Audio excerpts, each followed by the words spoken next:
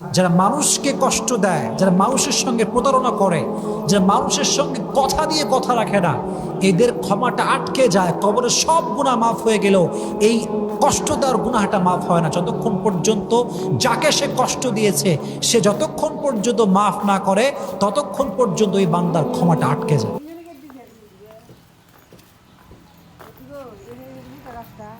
হুম হুম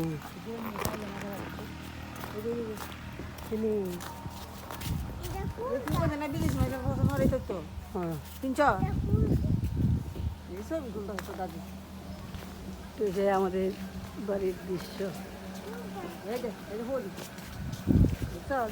এই যে পড়ি